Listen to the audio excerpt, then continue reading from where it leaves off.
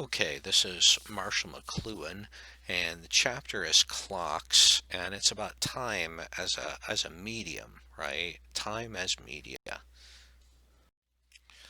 It was not the clock, but what reinforced by the clock that created abstract time and led men to eat not when they were hungry, but when it was time to eat.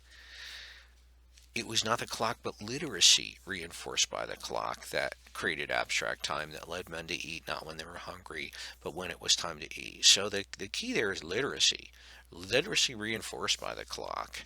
That was the creation of abstract time. And if you look at history, you will see that the printing press and the measurement of time went hand in hand. The printing press and the measurement of time moving right, printing press is the 15th century, 1400s, and moving right into the Renaissance and stuff, the creation of kind of what, this creationist we'd call abstract time.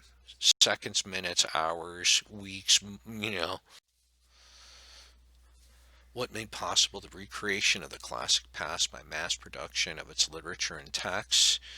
Uh, This is what McLuhan says. He says Lewis Mumford makes a telling observation when he says that the abstract mechanical time sense of the Renaissance enabled men to live in the classical past and to tear themselves out of their own present. Here again, it was the printing press that made possible the recreation of the classic past by mass production of its literature and text, right? So he's harping on the printing press again.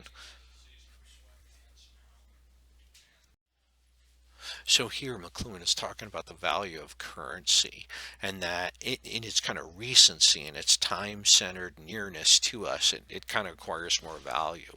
And so when a thing is blank, it creates currency. Blank creates wealth by moving textiles and making them ever more current, right? You can tell he's kind of, he's talking about fashion trends.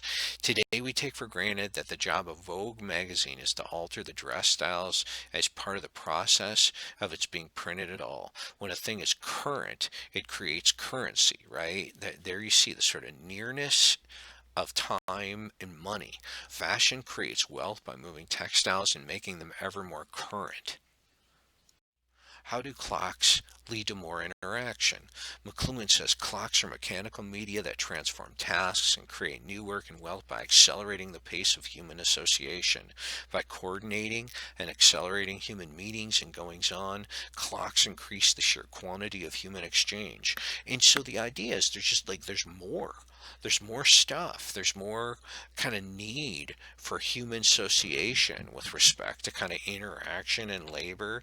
And I mean, that is what the last kind of 200-300 years have sort of meant, that it's not no longer the agrarian farm community.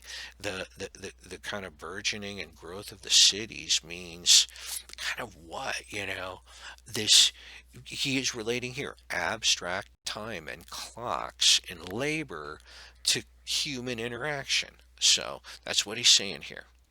From what did the clock drag man out of? McLuhan asserts the clock dragged man out of the world of seasonal rhythms and recurrence as effectively as the alphabet had released him from the magical resonance of the spoken word in the tribal trap. Well, what does that mean? It means, the clock tells you when to wake up, rather when it's time for work, you got to get up. And that, our seasonal rhythms, when we're kind of in this organic space, they're very different than when we're on clock time, right? So that the clock ripped us or dragged us away from the world of seasonal rhythms and recurrence.